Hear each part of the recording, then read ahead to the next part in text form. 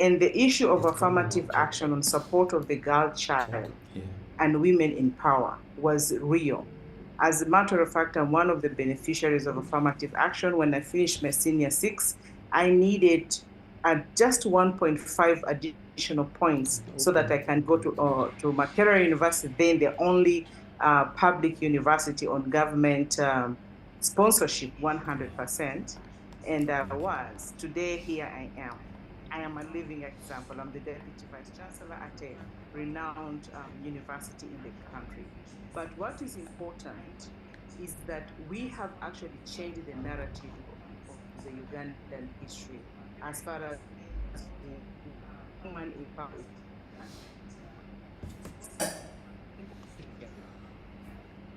Leadership have actually changed, formed this country.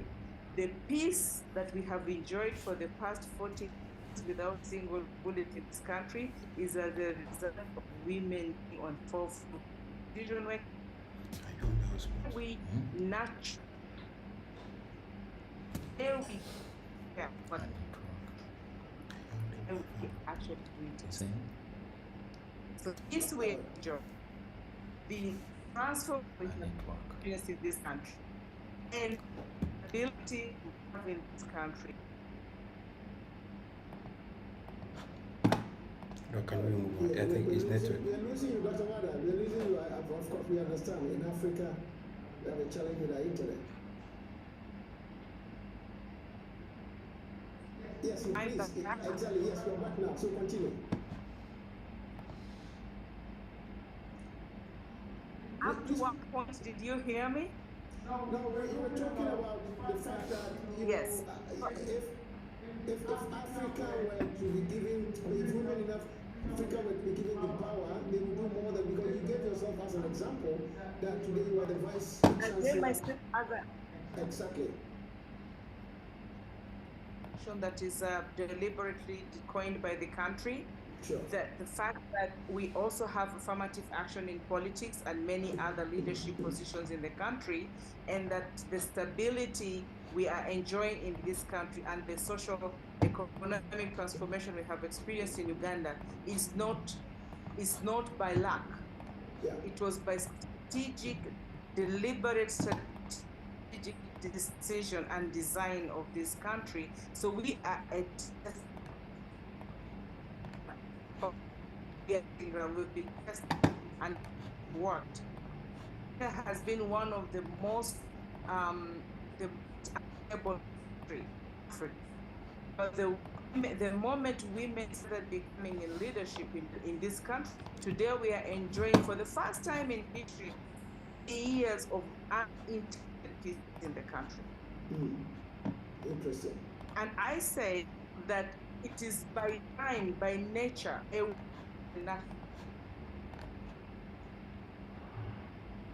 dear, we are losing Dr. Wada a bit. Okay, Dr. Wada, I'm not sure whether you are done, but we're losing you a little bit with the internet connectivity. No, that's fine. Okay. Sure.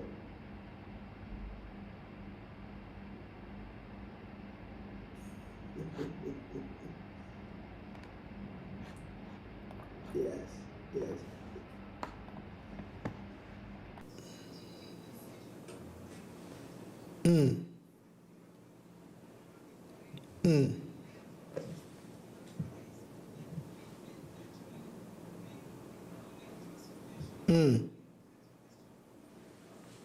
in the world. Interesting. Let me go to Dr. Selling. Dr. Selling, Ruth, because Dr. Selling, you got a chance to comment on this. Ruth, you've been in this thing, for many, many years, almost about 12 years you mentioned. What are your thoughts on this question? If women, now Dr. Wada said we shouldn't be if, it should be when. When women are given the power and the influence, would we see development on our continent? And will that translate into peace and security at the global level? What does your experience tell us?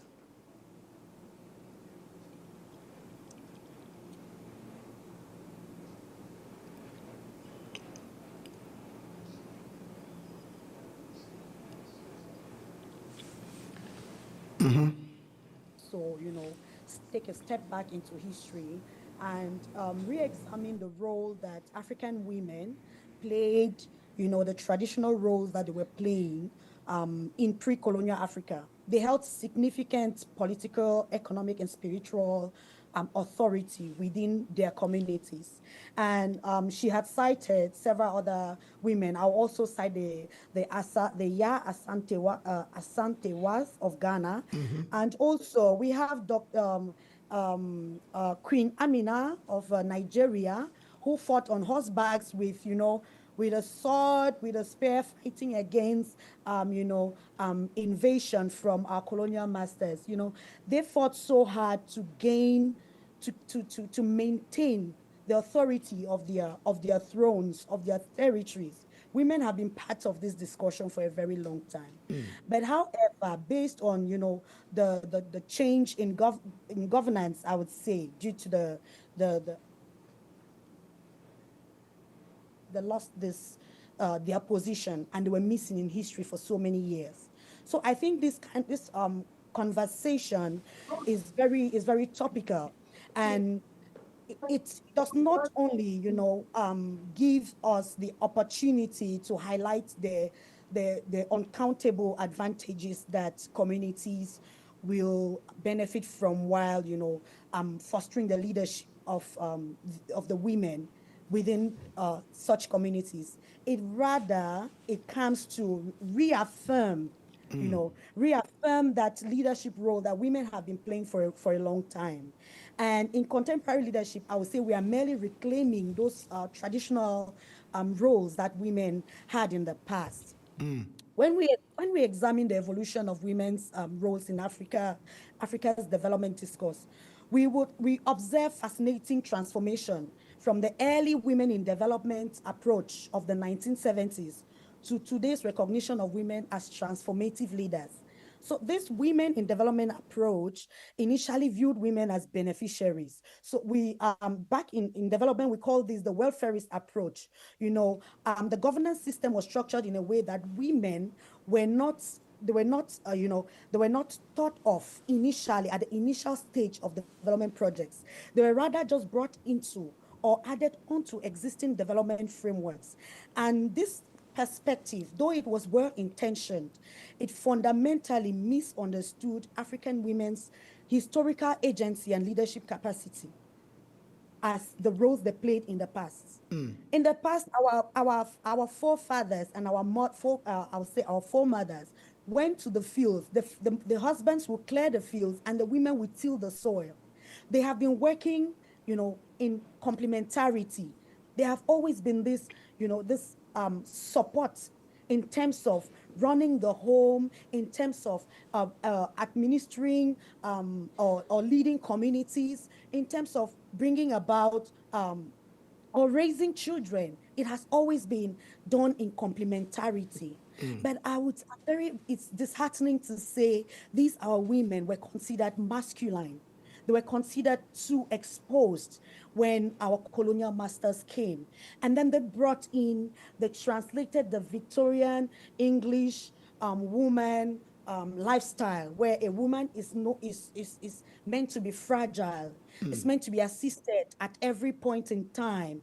She's unable to even cross a puddle unassisted. A door has to be opened for her before she can go through.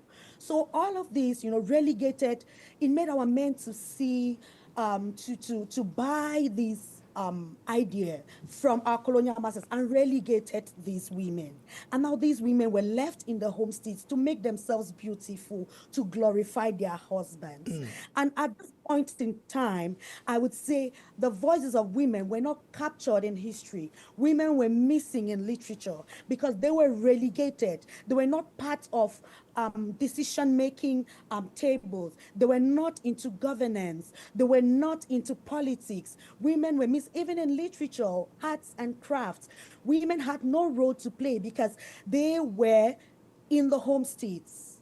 But however, as development kept transitioning, and then the GAD approach was brought in, which focused on gender and development. This transition, considered women as equal actors in the field of development. And ever since this was brought in place, we can attest that there have been a lot of transformation that have been done. In the African context, gender and development has been particularly relevant because it addresses intersection of colonial disruption of traditional gender roles and contemporary development challenges that we are facing, because those roles were they were obstructed. Now, women are regarded as actors who have these agencies to contribute in decision making. If we should look at the political sphere, we have several. Before you go to the political sphere, Ruth, if you don't mind, let me go to Dr. Selin and pick up her mind on, because both of you have, yourself and Dr. Wada have mentioned, the African type of African system of leadership and all of that. Dr. Selin, give me your thoughts on this question. Now, how do traditional African governance systems, for example, chieftaincy, influence perception and acceptance of women in modern political leadership? So let's zero in our discussion on gender and political representation, for example. If we talk about African governance system, how do that influence, the perception and acceptance of women in modern political development? What are your thoughts on that? I think most of the African countries, we have inherited, or we currently have like a hybrid kind of a system where we have these colonial, influences, and then we have some modern in there, and then we have some other flavors and spices in there. So I think that we need to go back to the drawing board and said, what is important for us? What do we want? And how do we include women and give them their rightful place in decision making? So I really like I was doing a little bit of research for today, and because I wanted to find more or diverse examples of African women or African systems playing a role. And I came upon a book about Tuareg women and how they actually were the real decision makers. So it was the men on the front, but they were the ones who made the decisions. They were asked, they were there, conflict resolution. They were there to keep harmony and peace within the tribes or within people. So I think those things maybe we have... Oh, go ahead, Doctor. Sorry. So I think, I think we have so much that we should revive and that we should bring back, because I don't know how many of our children and young people actually know our history. Because if I can say, sometimes I listen even to adults or people in position of power, decision makers. Sometimes they make statements and actually you can contest. You can say, no, I don't know where that information came from. And so I think this is what I meant before when I wanted to say, I think that we have a lot to do. And one of the things that we have to do is to go back to history, to be proud of who we are, because I'm not sure how proud we are as Africans and African women and African youth, We aspire to things that's maybe not for us. So let's go back to the drawing board. Wonderful. I don't know if I answered that question. No, that's fine. To my audience online, please keep on texting. We've seen a few text messages come in. The last 15 minutes of this segment is going to be used to address every question that comes in. Dr. Adams, let me come to you. Now, you would agree with me that one of the issues or one of the strategies African nations have developed in addressing the issue of female leadership or inclusion is the issue of quotas.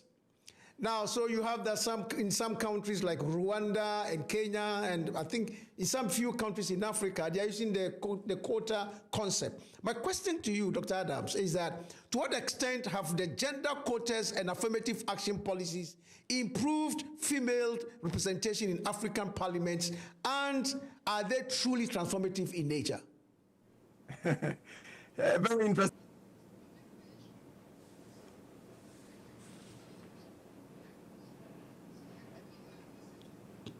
The quota for a firm listed on the stock exchange can enforce that they comply, otherwise something is going to happen. You know, what is the punitive measure if they don't comply? If it's parliament, of course, it's going to be dependent on elections and, you know, electorate. If it's going to be other activities like businesses, you know, then it's going to be performance, you know. So these are the various factors that undergird these quota issues. But I think we need to go back to the root, look at what does the research say. There's a lady that did some work years ago, in 1987. Her name is Eagly, E-A-G-L-Y. In her book, she's talking about the social roles in a society. And she made two statements, which is quite crucial for establishing why women's role in societal development is crucial. She said that women are nurturing, one, but men are agentic. That means that men are driven by performance, which means that they will do anything for performance. Okay, whatever it is they need to do to get the percentages and the profits, or something must happen. The man will kill the lion to get a performance. Now, when you introduce the element of women into the equation, there is a bit of reason, because then they need to now think of how do we get that performance. So in the last few years, the research I've done actually looks at something really interesting. Just like, I'll just simplify the research. That we have a boys' school, a big boys' school, all boys' school. And then we send 5% of women into that boys' school. And the boys begin to behave very well. And for those of us who were fortunate enough to be in a mixed school, we know how attitude. There's no one, we know how attitudes were. It is the same thing for the organizations. So the first paper that we worked on. I'm sorry to interject there. They say, send the girls to the library and the boys will study. That's how they say it. That is from Dr. Wada. So, well, thank you for summarizing that point very, very clearly. So the first paper we published was in Technological Focus and Social Change. And the title is Impact of Gender Diversity and National Corporate Innovation. So we had all this data, thousands of data for companies. And so let's look at their performance when it comes to innovation. And then let's introduce the idea of having women in the curriculums, not just women who work with the company, women who are in the decision-making part of the organization. And everything changes. The firm begins to think more cleverly. The firm begins to think about the future, not just innovation, but sustainable innovation. That's one. The second paper we did focused on women and innovation. So how much, if we get men together, how much are they going to much more think about the future? Because women are much more nurturing in decisions they make. They tend to think more about sustainability. You know, it's just like having your, you know, if you're married and you're going out, your wife is going to tell you, be careful what you're doing, you know, be careful of this. It's trying to look on the side, on your blind spot. And that happens within companies. And I think that example that we see in Uganda really confirms this research that women actually do play a massive role when it comes to development, whether it's within organizations, whether it's in politics. But let's go back to our secondary schools. You know, boys' school, girls' school, school. I think the behaviors of boys can be even in his own leader kind of attitude, bring some few women on, and the behavior is different. I think there's a perfect picture I like to play when it comes to development, the future of Africa's development, and bringing in women on board to drive the growth, that not just growth, sustainable growth. But Dr. Adams, this is very interesting. And so let me go back to you, Dr. Wada, and I'll come to you, Victoria, after this. Dr. Wada, tell me this.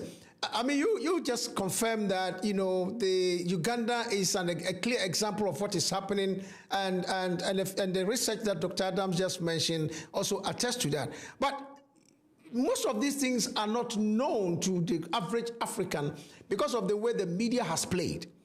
So the media, to a very large extent, continues to enforce and emphasize the patriarchal nature of African systems. So my question to you, Dr. Wada, is this: how do media representation of female political leaders in Africa reinforce or challenge existing patriarchal norms on our continent? Dr. Wada.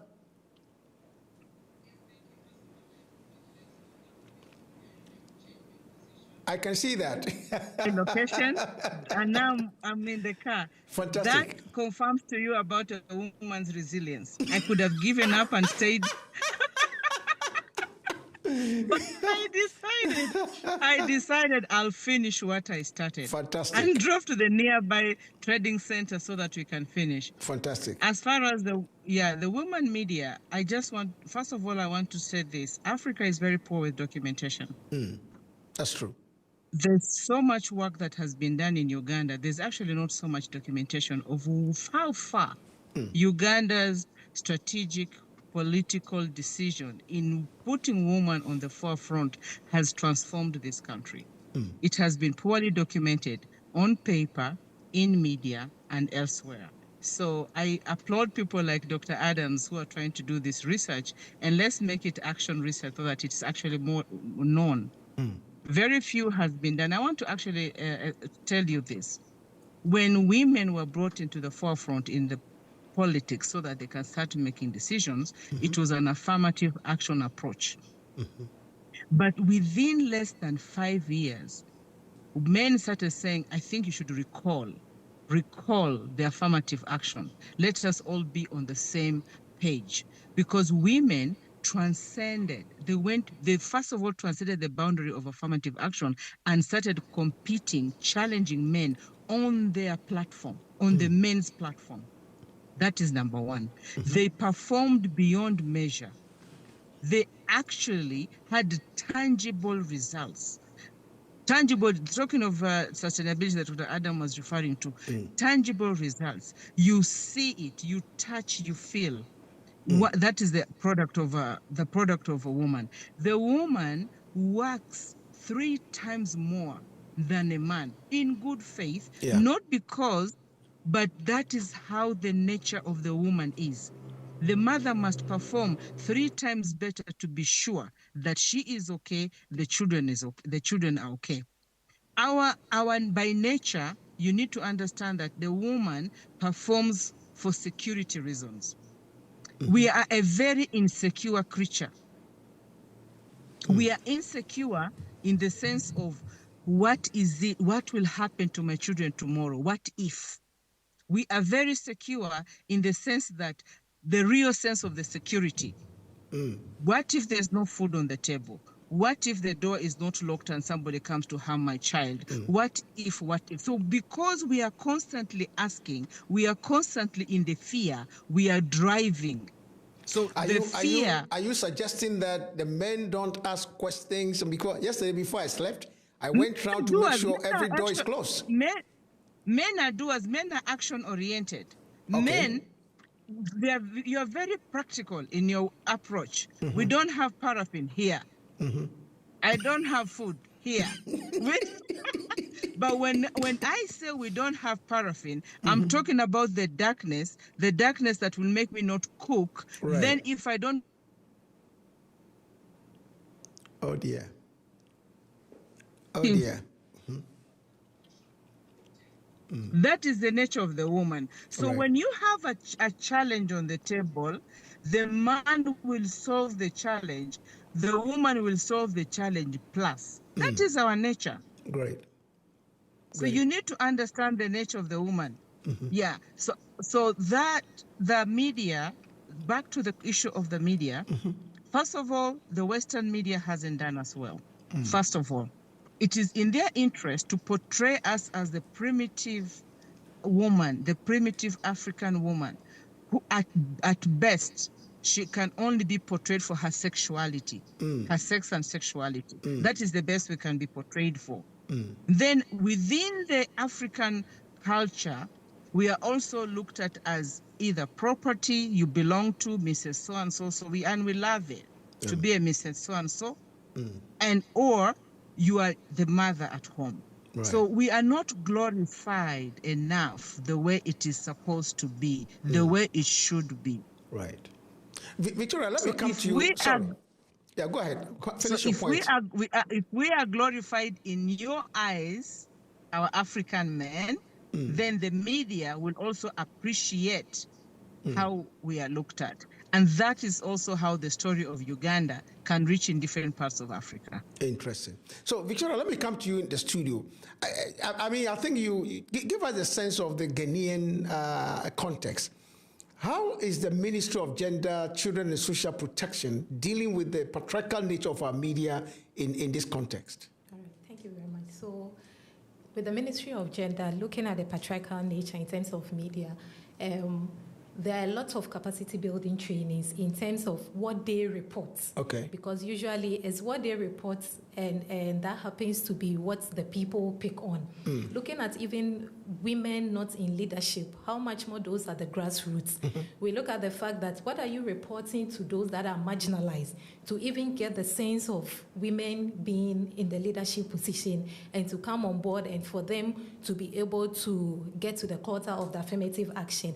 I wanted to add on with the affirmative action because it was passed just last year, and this year it has been launched. When you look at Schedule 3 of the affirmative action, you realize that it has given a quota to the Public Service Commission to give a particular seat for women. And then it has also given a Public Service Commission to again have training for women and for all institutions to bring their reports. It doesn't only look at public, but it looks at private as well. And the private needs to also build on the quotas because we are looking at by 2026, we will be at 35, and then by 2034, we are looking at to have 50% of women being in leadership position. So the private sector needs to look at what Schedule 1 says about the quotas. And it needs to also draw its gender equity policy. And by drawing the gender equity policy, you come on board with your staff members to have that policy drawn. So you don't leave your the staff out. So in terms of in as much as Ghana just passes affirmative action, these are the things we are yet to implement and then pick on board. Coming back to the patriarchal issues in Ghana, yes, the Ministry of Gender is doing its best to monitor and then, of course, have a lot of advocacy in terms of this and to bring more women on board because anything that happens, they look at the gender ministry and Ghana needs to be on top in terms of national development as well. Thank you. Interesting. Sally, let me come to you. I'm interested in knowing, you are in France and, you know, again, you're in academia. Well, Dr. Adams is clapping for you. Oh, the hand is up. Dr. Adams, you have a point to make. Please go ahead. Correct. Yes. I think we need to think about a few things in a way that we present the information that the role of women is not in competition to men because of patriarchal societies that we live in. If not, you're going to face some serious opposition that is unimaginable. So we have to be able to understand that the fact that women, the role of women is crucial does not negate the role of men either. So that's number one. Number two, I've forgotten the name of the very beautiful lady from Gender Ministry. Victoria. Oh, Victoria. Victoria. You know, you were not there when I sent this paper. When this paper was published, I emailed it to the Gender Ministry. I've got evidence of the email I sent the Gender Ministry. Here is a paper I published. Really interesting findings about women. So please use it to amplify and the quality work that you guys are doing. No response until today. So it's not about emotionalism, it's about data. It's about using data-driven evidence to make policies and information and decisions. That when we go to the media, it's not emotionalizing what we do, but presenting information with data. We need to spend money to do research. We need to spend money to have data that communicates to the mindset of the people. So if we go to the media without data, without evidence, without empirics, you know, it just becomes emotion, and that can face stiff opposition. And we living in patriarchal societies in Africa, that's something that is going to be to be more just like racism. So something to really put out there before we continue. Thank you. Right, thanks. So what Dr. Adams is saying is that every action, every policy being done in the ministry should be data-driven. Basically, that's what he said. Dr. Sally, let me come to you. And I'm interested, Dr. Sally, in knowing you are in France, and so to some extent, you know, if I'm not mistaken, you've observed a lot of the movements in Europe, and for that, by extension, the developed countries. My question to you, Dr. Selin, is that how have the women movements in, say, France succeeded in challenging male dominance in the political space, for example, in France?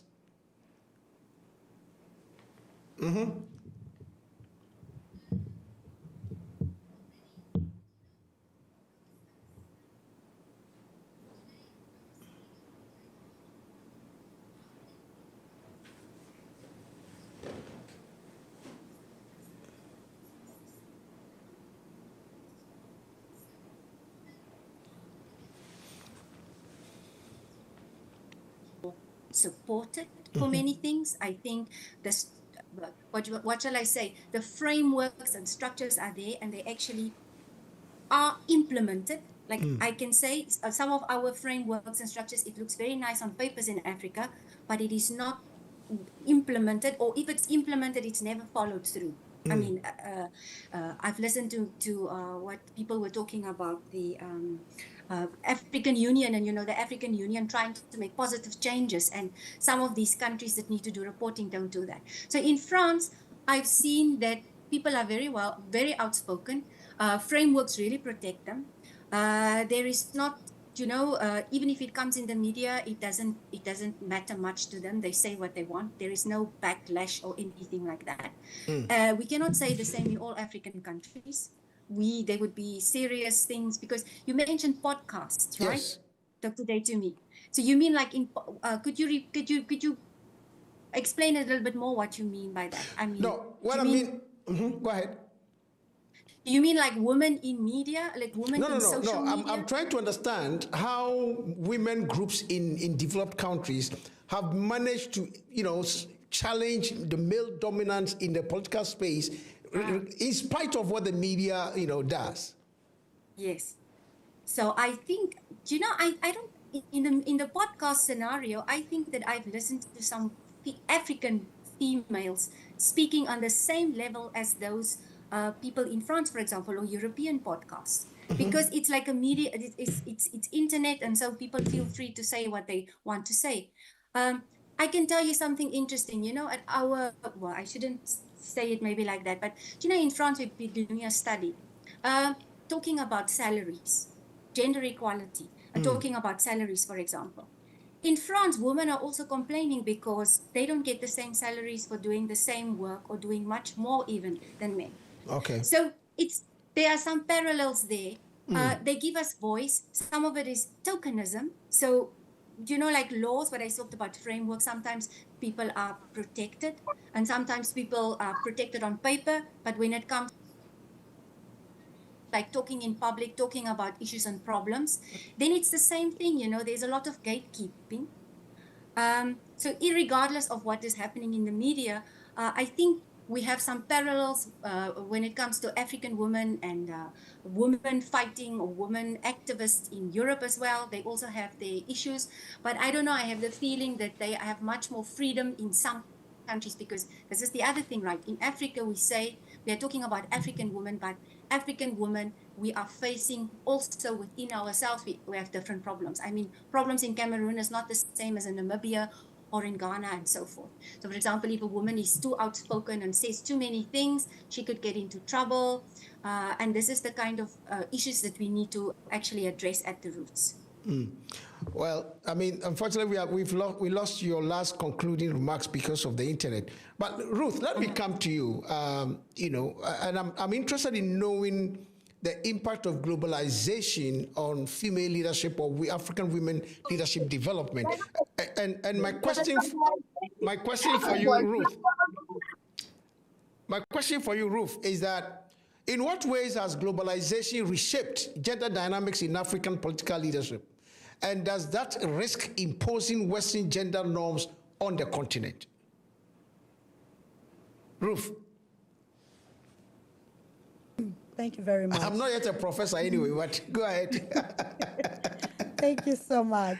I'm looking at it from this perspective. Right. Globalization has brought in a lot of changes.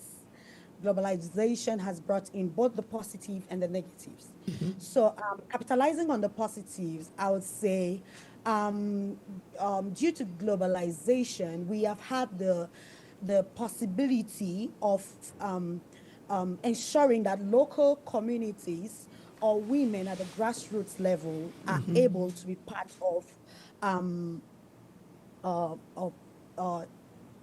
discussions that are, international discussions, even at the grassroots level. Being at the grassroots levels, they're able to understand what applies in other countries, what have been laid in force by the United Nations, how are other countries benefiting from these frameworks, from these development policies that have been set in place, and how can they also benefit from. I will use an example. The United Nations Security Council Resolution 1325, which is like the Bible for women peace builders in countries that are currently suffering from conflict, even countries that are struggling to grow out of the effects of conflict in post-conflict situations. This policy, or I would say this framework, was passed, at the United Nations in New York. And now we need the whole world, most of our leaders, we are member states, to the UN, and they appended their signatures and ratified this document. Now, how does this translate to the grassroots level, where the most work has to be done, where, the women, the young women, the people with disabilities, and the elderly are facing the brunt of the decisions that are being made at the international level. So it stands to globalization that we are able, to utilize the different tools that have been set in place to ensure that we all are part of this conversation.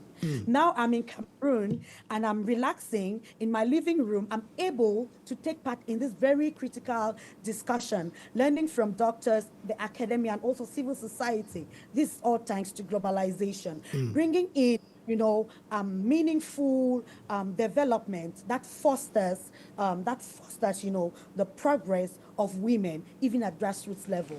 But that notwithstanding, there are several limitations which, come as a result of globalization.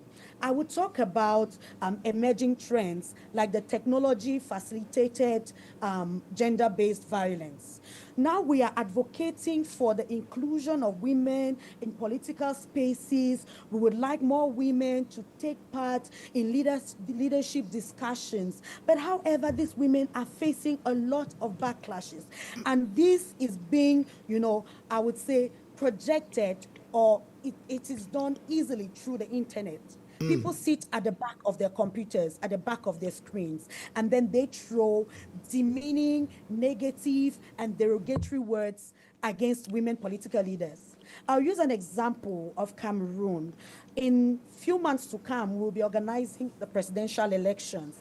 And for some time now, we've had a political representative. She's a female political figure in Cameroon, and she has always been vying, to be part of, the electoral process. But this woman has been going through a lot of issues. The backlash has not been easy. I know. Stemming from the fact that she is an unmarried woman, to the fact that she has no child, to the fact that she has to be a role model in the society. What will young women learn from her? Is it being unmarried?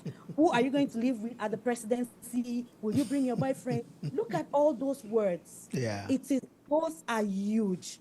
It is just, it is good enough as telling her to step down. You are not enough. Okay. Because you're a woman, an unmarried woman, and, a woman without a child.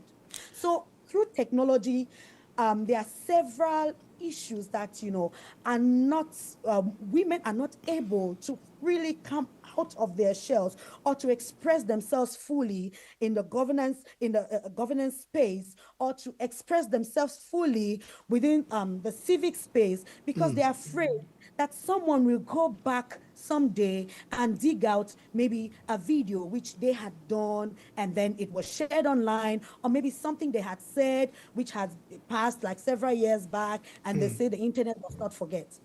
These are things that are limiting them, and you find them, they just go on and silent. So these are the negative aspects that restrict women's meaningful contributions. Thank you for that comment. Now I'm going to go to Prof. Prof. Adams, I'll come back to you for your comments about the impact of globalization on the African women development within African context. Now, for our audience online, we've seen a lot of text messages have come in the chat box. We are just a few minutes to go in, but we are going to address some of the text messages that have come in. Prof. Adam, your very brief remarks on this context, and then we'll go to the chat, and then we can bring the discussion to a close.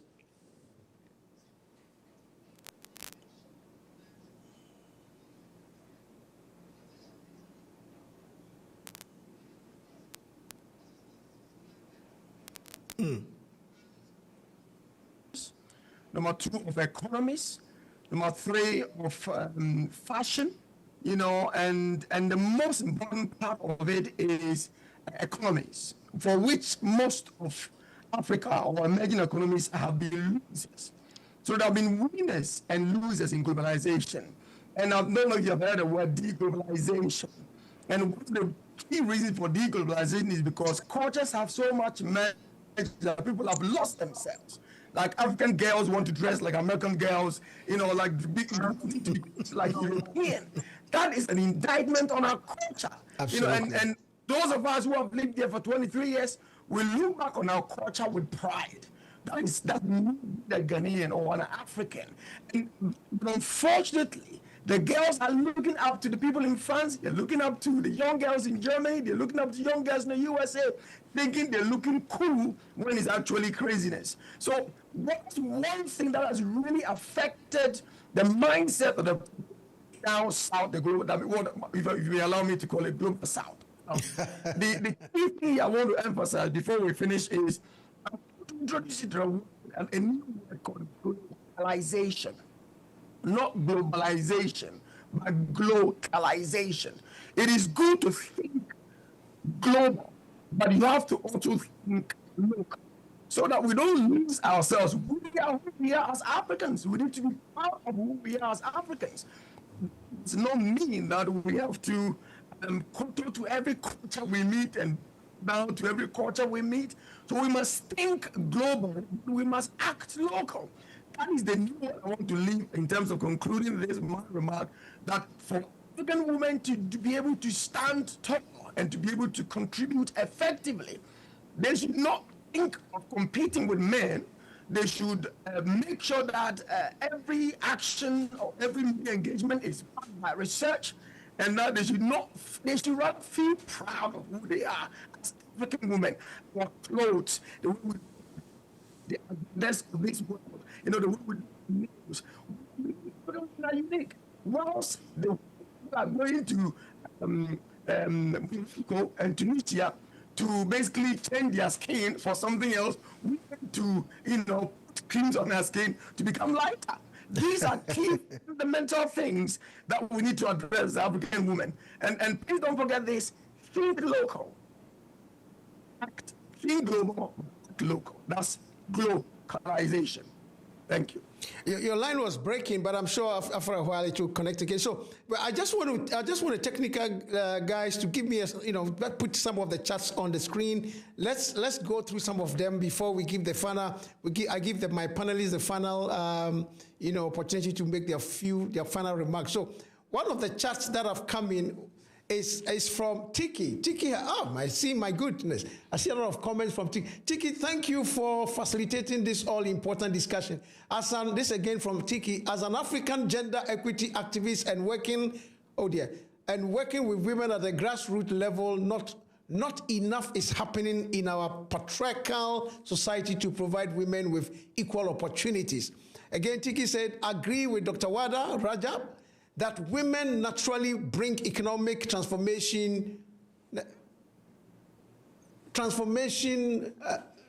You've technical guys, please, allow me to read the thing, because you are moving me away from, to bring, as come on, okay.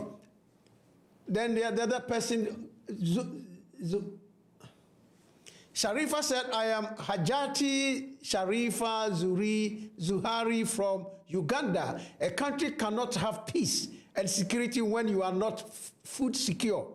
Here, women play a great role to produce food, to have food secure households, and then the country at large.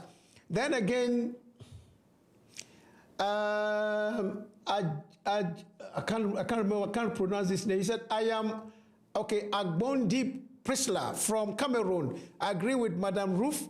Colonialism destroyed a lot, but that cannot, but how can this narrative be changed? That's what we have started doing. Then Tiki has recommended a book. He said a book worth reading in the Unfinished Revolution by Davidson Otieno Omondi. Argues that the key to unlocking the world's next superpower lies in most undervalued asset, women. Interesting. Quotas is needed as companies will not support gender equity voluntarily.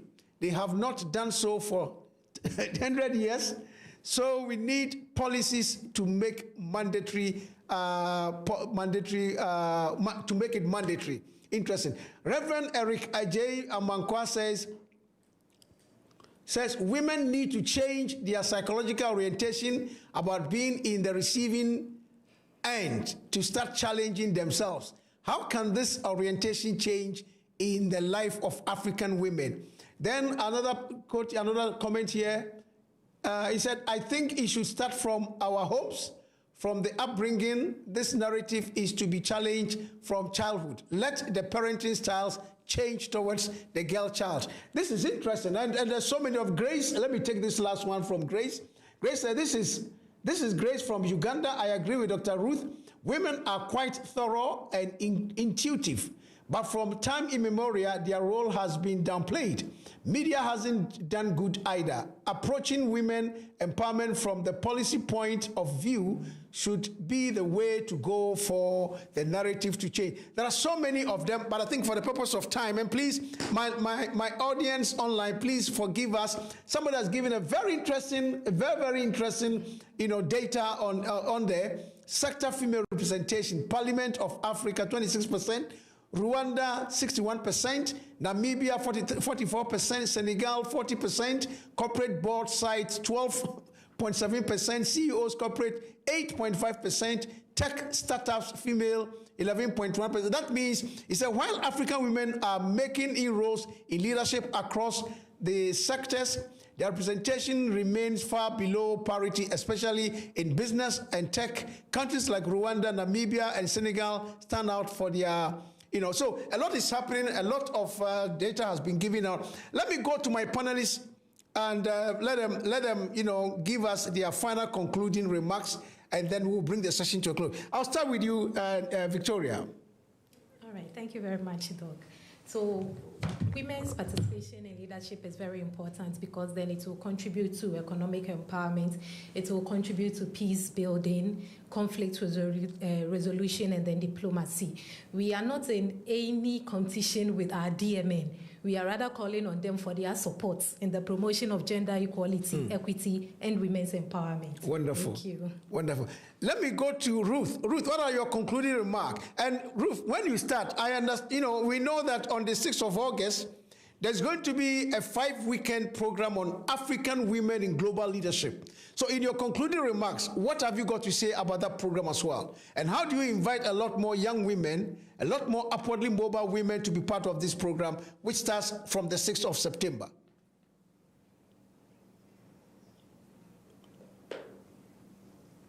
Aspirations that we young women in Africa are looking forward to enable us, build capacity to stand the test of time within our different, governance systems and within our different countries as leaders. Because during this program, we'll be looking at different issues that affect women's leadership. It will stem from economic to, peace and security and several others. So I would really want to encourage every other young woman out there who would want to be part of these discussions, because these are field-based realities that will be related to you, virtually during this 5-weekend program, to build your capacity to ensure that you are at the cutting edge of, development issues. You are aware of these issues. You are very much abreast with, what is ongoing within Africa. And then those terms, are no longer, they are not, you become so used to them, and then you're able to also implement them within your own country in your work. So I would like to encourage all of you to be part of this session, because we have several educated and, I would say distinguished leaders who are really willing to dish out the knowledge that they have acquired over the years during this 5-weekend program. And my parting shot is to the young African woman: you are not young enough. You are able to bring about the change we are all clamoring for. And it shouldn't start on a global platform. It can start on a local platform within your community. You can start implementing this change. Thank you so much. Wonderful. Let me go to Celine from France. What are your concluding and parting words? And then what have you got to say with the African Women in Global Leadership Program coming up on the 6th of September? Marxist, I really liked what everybody had to say. I learned a lot as well. I hope this is going to go forward. It's a great initiative because we have a lot to share. As I say, when we speak about African women, we are so diverse and we've got so many things to learn from each other. Just a little bit about, we didn't really talk about tokenism.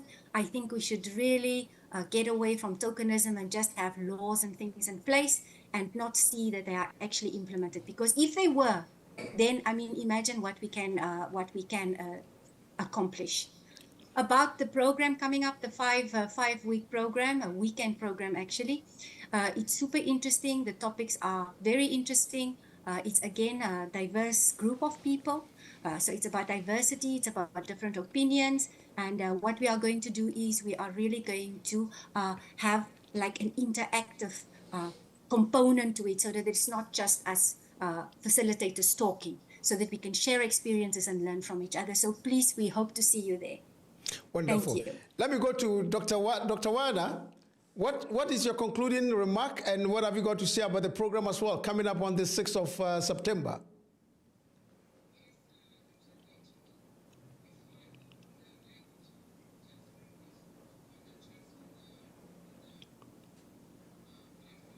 Yeah.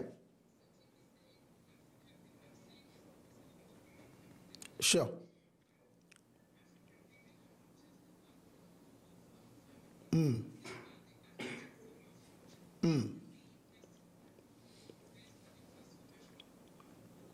All right.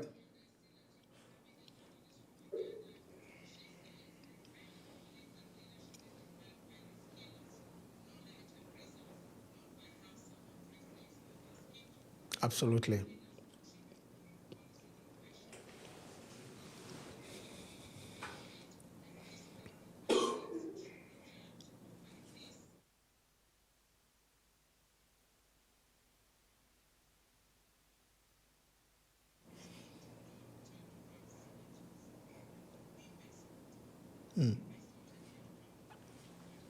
Yes.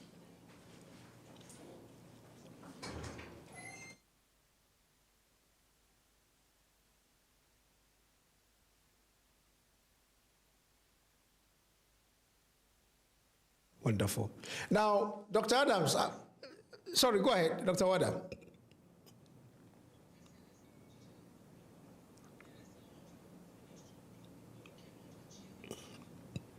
Wonderful. What about your comments on the program coming up on the 6th of September, the 5 weekends program?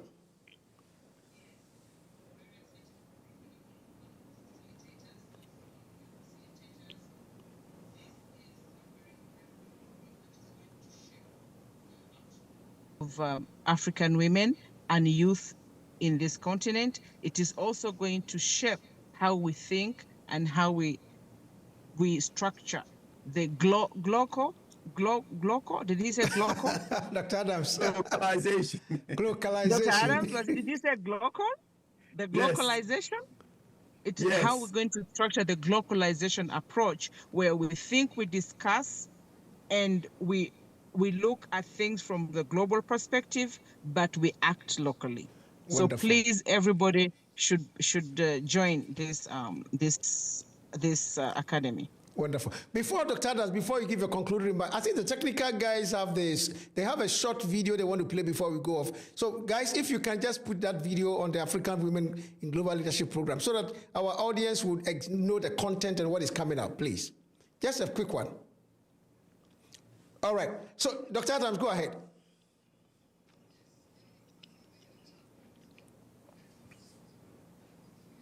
Yeah.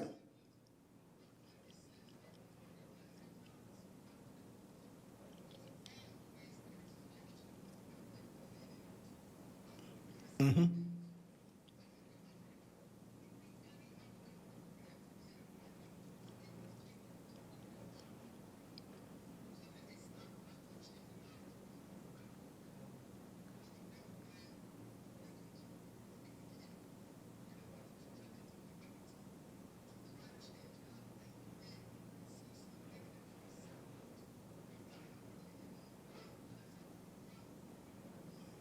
Rwanda.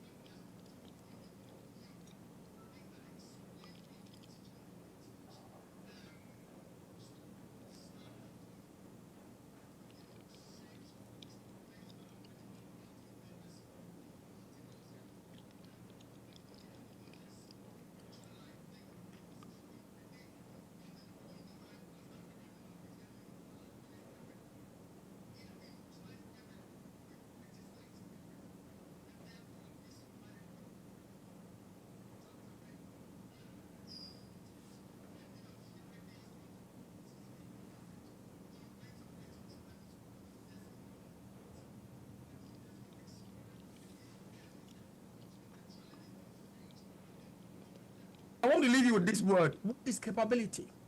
Do you have the capability to serve when you are given the opportunity? If you don't, I want to encourage you to join this program. Thank you very much. Very much welcome. Now, can we take the advert and then I'll give my concluding remarks before we bring the curtains down? Tech. Do we have the advert? All right, so whilst the video is coming out, let me use this opportunity to express my deep felt appreciation to all our facilitators. You've done, I mean, if you look at the chat that have come in, it's amazing what everybody's saying. I think that all our participants who join us online are so appreciative of your contributions, and a lot of them are saying that we should keep doing this good work, and I can promise you that we're going to go on and on. At least every month, this kind of fireside dialogue is going to come on, and I want to urge you to join us from the 6th of September as we look at a 5-weekend program on African women in global leadership. Please, if you have not yet registered for it, please do so, because it's going to be fantastic. And if you have a lot of women in your organization that you want them to participate, please, there are discounts that we can give out to you. Per participant is only $250 for the whole 5 weekends program. But if you have more than 5, we can give you some discounts. So WhatsApp us, contact us by email or WhatsApp, and we can take the discussion from there. So can we take the advert and then we can bring the curtain to a close, please? All right, so if you don't have it, then ladies and gentlemen, let me bring the curtains down on this particular platform, this discussion. We have looked at the question, can African women leadership be the catalyst for Africa's development, global security, and peace? And I think we've done justice to the question. And I'll see you again next month when we come again your way again with the next topic for discussion. My name is Emmanuel Day-Tumi, and I'm glad to have hosted you. Thank you so much. See you next month.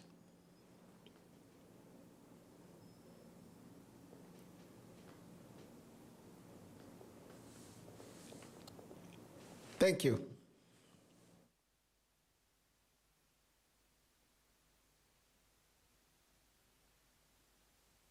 Facilitators, we're going to have a short moment with you, and then we can bring it to a close. We are done.